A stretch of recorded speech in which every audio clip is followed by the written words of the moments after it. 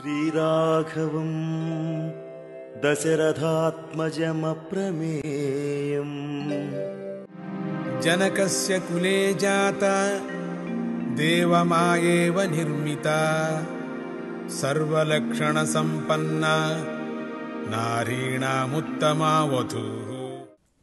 జనకుడి వంశంలో పుట్టినది రాక్షసులను మోహింపజేయటానికి సృష్టించబడినటువంటి దేవమాయ అటువంటిది దేవమాయ. సాముద్రికా శాస్త్రంలో చెప్పబడినటువంటి మంచి లక్షణాలన్నీ కలిగి ఉన్నటువంటిది, స్త్రీలలో ఉత్తమురాలైనటువంటి సీత అని భావము. సీతాదేవి సుగుణాలను గురించి మనం తెలుసుకున్నాం. ఈ శ్లోకంలో సీతామాత అవతరించటానికి గల మనం కారణాన్ని కూడా చెప్పుకున్నాం. సీతామాత గొప్ప కీర్తి గల జనకుడి వంశంలో పుట్టింది. జనక వంశీయులందరూ కూడా ధర్మాత్ములు, సదాచారులు, సదాచారాన్ని పాటించేవారు. అలాగే సీతామాత కూడా సదాచారాలు కలిగినటువంటిది.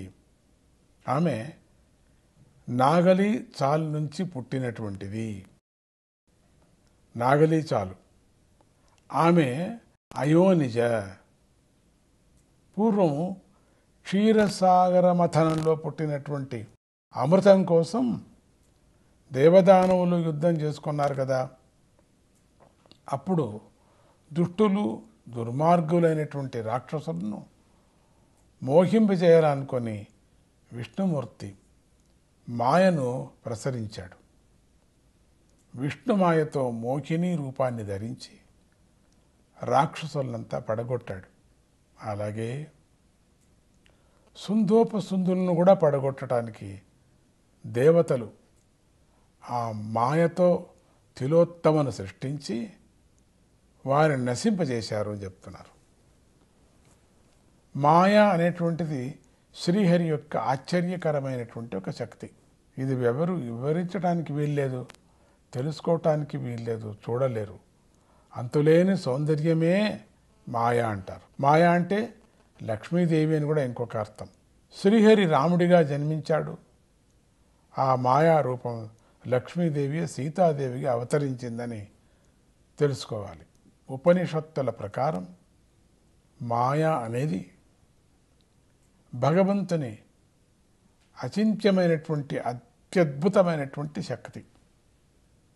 భగవంతుని సంతోషం కోసం శరీర ధారణ చేసి ఆయనను సేవిస్తూ ఆయన సంకల్పానుసారంగా ఆయన ఆజ్ఞకు లోబడి నడుచుకునేటువంటిది సాధ్వి ఆమె. భగవంతుడి మాయ అంటే ఇంద్రజాల విద్య కాదు, శూన్యం కాదు, వంచన కాదు. అది ఒక అద్భుత శక్తి. ఆ శక్తియే లక్ష్మీదేవి. అందుకని విష్ణుమాయ అంటారు. రాక్షస మాయ చెడు చేస్తుంది, దేవమాయ మంచి చేస్తుంది. సీతాదేవి అత్యంత సౌందర్య రాశి, రూపవతి. రాక్షసులను మోహింప చేయటానికే సృష్టించబడినటువంటిది. కనుకనే అతిరూపవతి సీత అతి మూర్ఖశ్చ రావణ అంటే అత్యంత సౌందర్యం కలది సీత, అత్యంత మూర్ఖుడు రావణాసురుడు అనేటువంటి సామెత లోకంలో ఉన్నది. ఈ శ్లోకంలో సీత మూలకంగానే కదా రాక్షసుల వధ, రావణ సంహారం జరుగుతుంది అనేటువంటి రాబోయే కథ మనకు సూచనప్రాయంగా చెప్పబడింది.